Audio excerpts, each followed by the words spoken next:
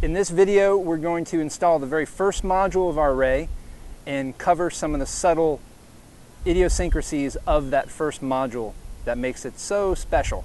Because we set that first module and that then dictates our line east-west and north-south depending on how we lay out that first module. So we have to pay particular attention to making sure that it is square to our visual line that we've already chosen.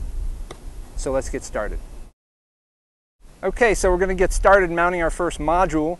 It's definitely a two-person activity. We'll have one person always on the downhill side to keep our module from sliding down. So the two of us will place it in its spot. We'll then rough it in as far as up and down, how far up and down the rails we need, and what sort of tilt we need to have. So we'll hold it right there. And at this point I want to mention to you that this type of racking system is called a top-down mounting. We used to mount modules from the rear, and behind these frames are little mounting holes. Those mounting holes represent the strongest point of connection for our module to give them the most wind loading strength. We've set our rails in a place to line up with those strongest points of attachment for our module. Again, this is defined by the module manufacturer. Where is the strongest point to connect our frame? If we're connecting on the edges, we might not be getting the strength we're requiring, or worse, we might even void the warranty of the module. So by setting our rails at these points that are roughly 1/4 of the way in, 1/4 of the way in on the edge, roughly, we're going to be getting the most strength out of our module, which is what we're after. So we have our module laid on our rails. We have it in its location that we believe is the precise one for the line in the north-south and east-west direction. I'm going to put on my first end clamps. There is a chance I'll still need to tweak my module, so I won't go completely tight, but just firm enough to hold it, and I'll check my visual line to see if I'm in the right location. Here are the two types of clamps for mounting modules to frames. This one is the end clamp.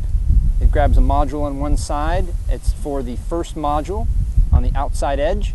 The second type of clamp is mid clamp, and it grabs in between two modules. We'll be using both of these on our first module. Okay, so we have our end clamp, and we chose our end clamp can actually be different heights. It depends on the frame of the module. There's about 7 or 8 types of modules, of frame width, I should say, and these heights of this part here can vary. This is the part for our sharp modules that we're using today. That will then give us a bolt that comes through here. This is called the T-bolt. It's shaped like a T this way. You can see that there's no end to the head there. Reason for that is so we can actually drop that into the top of our rail and not have to slide it in like we did the grounding lug. Then this can then spin and we can tighten it so, and our module will be right here. So this T-bolt is a tricky little component, and we're going to have fun with it on these end clamps, and we'll use the exact same T-bolt on our mid clamps as well. So I'll first put on a end clamp, and again, having a person on the bottom of the module at all times is essential.